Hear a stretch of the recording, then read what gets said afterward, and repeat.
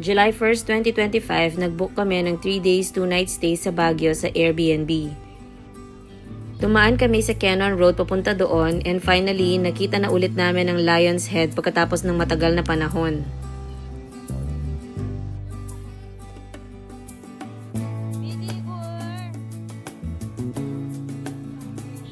Pagkarating namin doon ay nag-lunch na agad kami bago kami nagpunta sa palengke para bilhin ang mga kailangan namin.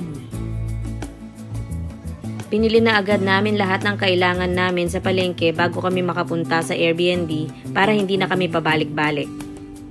At pagkatapos nun ay dumiretso na kami sa The Cabin Call sa aming Airbnb located at Pinewood Subdivision. Maganda ang bahay, maaliwalas, peaceful, at sobrang ganda ng view. Ma-appreciate mo talaga ang Baguio feels. Maaraw nung bumiyahe kami, kumulimlim nung nasa daan na kami, and then biglang umulan nung nandoon na kami sa Airbnb na lalong nagpaganda sa ambience. Perfect ang nakuha naming Airbnb. Sobrang ganda ng bahay, malinis, maaliwalas, at higit sa lahat maganda ang location na lalo pang pinaganda ng buhos ng ulan.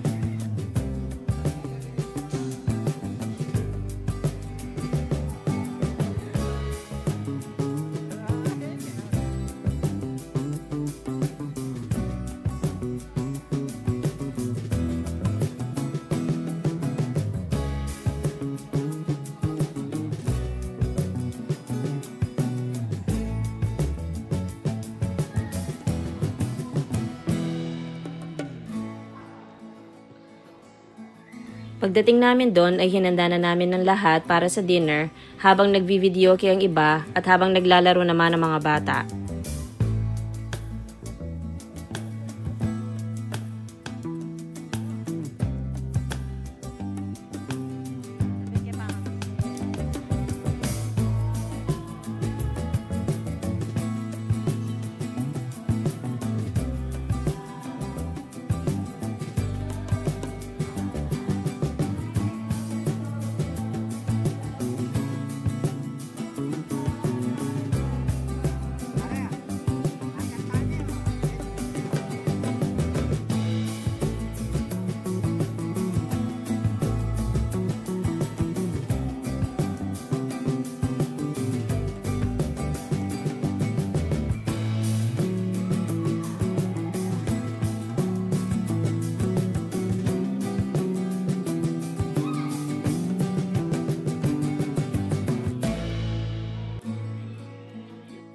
Nilibot namin ang kabuuan ng bahay para makita namin kung ano lahat ang meron dito. Meron siyang playground, outdoor na kusina, at meron din siyang sauna at jacuzzi.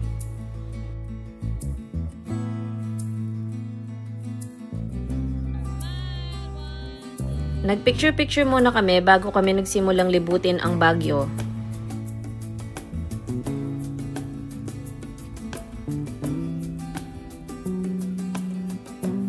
Siyempre, hindi pwedeng makalimutan ang strawberry taho bago kami pumasok sa Baguio Botanical Garden.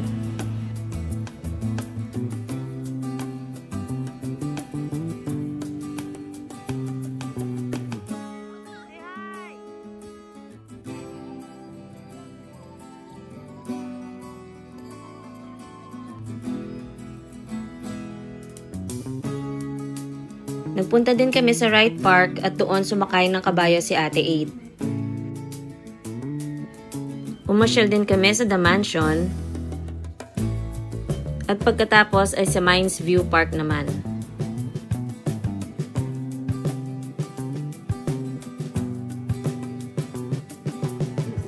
And syempre, hindi makakalimutan ang Burnham Park.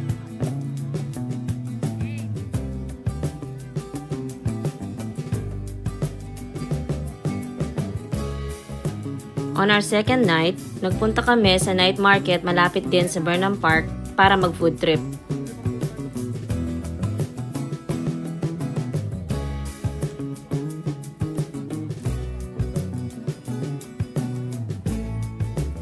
On our third and last day, nag-brunch muna kami bago kami nag-check out sa aming Airbnb. It was just a short vacation pero lahat kami nag-enjoy and we will be back soon.